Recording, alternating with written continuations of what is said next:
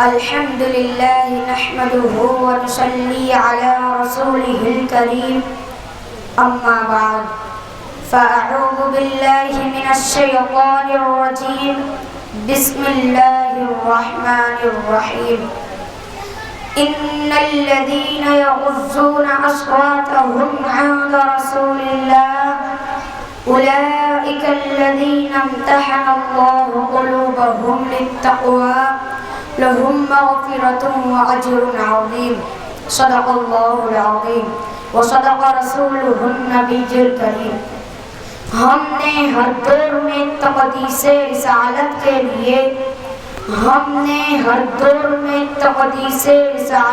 لیے وقت کی تیز ہواؤں سے بغاوت کی ہے.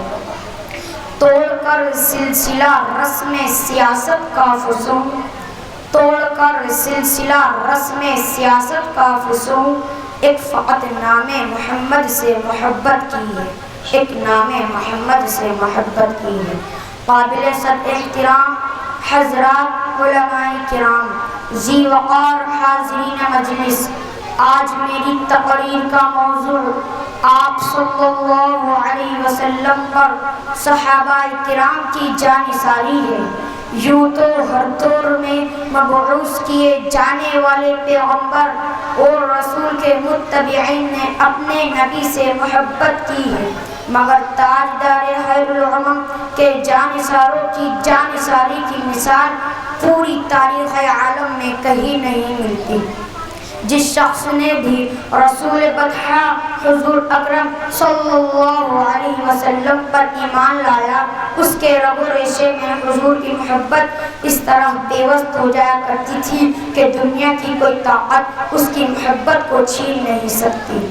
ایک ادنا سے ادنا صحابی پیغمبر جس کی حضور سے کوئی رشتہ داری نہیں، حضور سے کوئی قرابت نہیں، حضور سے کوئی خاندانی تعلق نہیں، حضور سے کوئی رشتہ داری نہیں، لیکن جب ایمان لے آتا اور اپنی زبان سے محمد صلی اللہ علیہ وسلم کی رسالت کا اقرار کر لیتا تو وہ حضور کا اس طرح دیوانہ اور سچا عاشق بن جاتا، حضور سے ایسی محبت ہو جاتی اور ایسا نشہ چڑھ جاتا تھا کہ دنیا کی ساری مصیبتیں اور سارے قرابت اس کے لیے ہیچ ہو جایا کرتے تھے.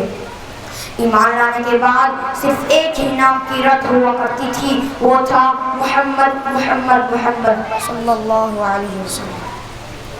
اب طریقہ ہوگا تو صرف محمد کا، اب طریقہ ہوگا تو صرف محمد کا، اب طریقہ ہوگا تو صرف محمد کا، اب قانون ہوگا تو صرف محمد کا، اب حکم چلے گا تو صرف محمد کا. کلمہ پڑھنے کے بعد وہ محمد صلی اللہ علیہ وسلم کے سچے غلام بن جایا کرتے تھے اور خون کے آخری قطرے تک غلامیت میں کوئی شکل نہیں آتی تھی. یہی وہ بے مثال محبت ہے حضور کی جس نے ذرہ کو آفتاب بنا دیا، ادنا کو اعلیٰ بنا دیا. قطرہ تھا پوند ہو گئی، پوند تھی لہر ہو گئی، لہر تھی موج بن گئی، موج تھی دریا بن گئی. جی ہاں ابو بکر تھا صدیق اکبر بن گیا، عمر تھا فاروق اعظم ہو گیا، عثمان تھا جامع القرآن بن گیا، علی تھا حیدر قرار بن گیا، بلال حبشی غلام تھا دنیا کا امام بن گیا. اور خالق کائنات کی زبان میں اولئک هم المفلحون کا خطاب ملا، اولئک هم الراشدون کا پروانہ ملا، لهم مغفرۃ واجر عظیم کی بشارت ملی. اور یقصدون علی انفسهم ولو کان بهم خصاصہ کی سند دے کر رہتی دنیا تک ان کا نام روشن کر دیا.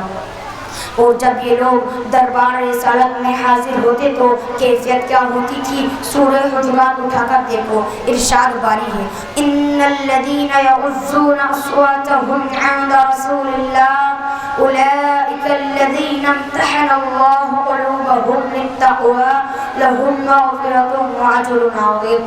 جو لوگ رسول اللہ صلی اللہ علیہ وسلم کے سامنے اپنی آواز کو پست رکھتے ہیں، یہ وہی ہیں جن کے دلوں کا امتحان خدا نے تقوی میں لے لیا ہے. اور ترمذی شریف کی روایت ہے کہ حضور اکرم صلی اللہ علیہ وسلم جب کلام کرتے تو تمام صحابہ کرام ادب سے نگاہ جھکا لیا کرتے گویا سروں پر پرندہ بیٹھا ہو۔ اللہ اکبر، یہ ادب تھا حضور کا، یہ احترام تھا حضور کا۔ اللہ اکبر۔ عشق و بازی کا اگر حوصلہ رکھتا ہے امیر، عشق و بازی کا اگر حوصلہ رکھتا ہے امیر، دل ہو لوہے کا تو پتھر کا جگر پیدا کر۔ میں اپنی بات کو یہیں پر ختم کرتا ہوں۔ وآخر دعوانا ان الحمد للہ رب العالمین۔ السلام علیکم ورحمۃ اللہ وبرکاتہ۔ ماشاء اللہ۔